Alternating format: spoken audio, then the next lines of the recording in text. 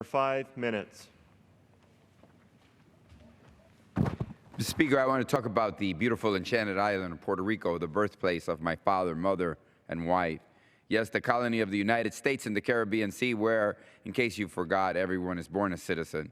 And now even more of a colony of the United States now that Washington has appointed a Financial Oversight and Management Board, or as most people call it, the Control Board, la Junta de Control. 7 members, 4 put forward by Republicans, 3 put forward by Democrats, were announced last week, and I was not pleasantly surprised. I've made it clear to this Congress and elsewhere that I oppose PROMESA legislation that created the board that Congress passed before we left. And now I look at the board and I see a mix of people, some with ties to the former Tea Party governor's regime, some with close ties to Wall Street, and most with experience examining the legal and administrative aspects of bankruptcy, not governing an island of 3.5 million actual living, breathing human beings.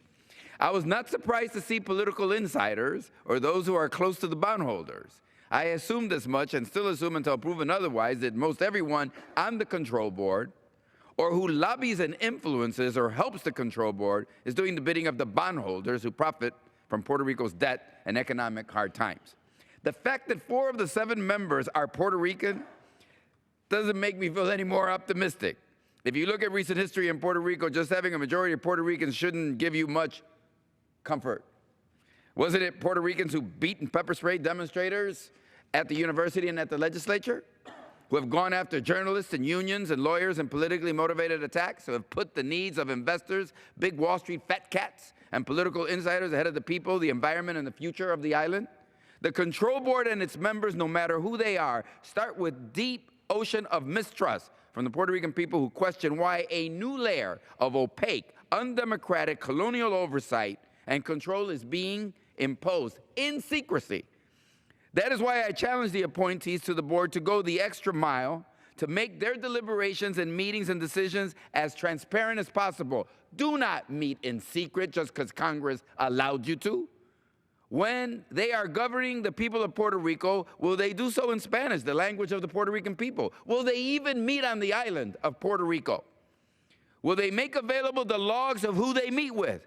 Who tries to exert influence over them? What Wall Street executives are spinning them or treating them to expensive meals and giving them gifts as authorized under PROMESA? Yes, they can take gifts.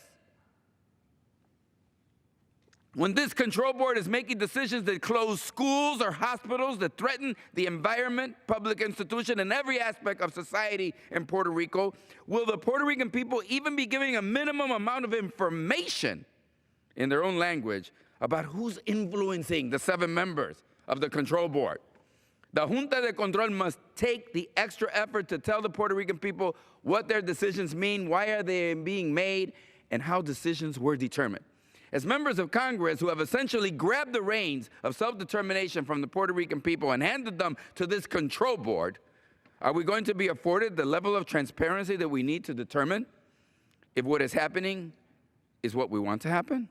I understand, Mr. Speaker, that some of our colleagues do not like to be reminded of policy issues that were already voted on, especially complicated policy issues that don't seem to impact them directly or people in their district. They just want to vote on it and forget. Well, I'm not going to let the Congress forget about Puerto Rico or the board that we've appointed to rule in secrecy over the people of Puerto Rico. We cannot just set it and forget it like one of those super-duper wonder machines they sell on infomercials. Puerto Rico is ours.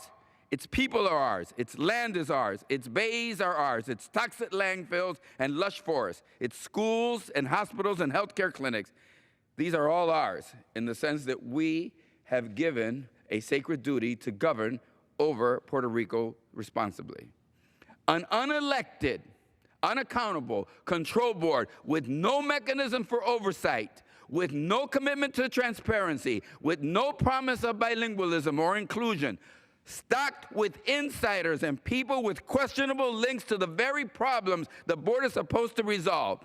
This does not give me great confidence that this Congress will be alert when the people of Puerto Rico, our fellow citizens, and more importantly, our fellow human beings are in need of help. Tell the board, do not meet in secret. Do not take the free gifts and dinners just because Congress allowed you to. Serve the people of Puerto Rico.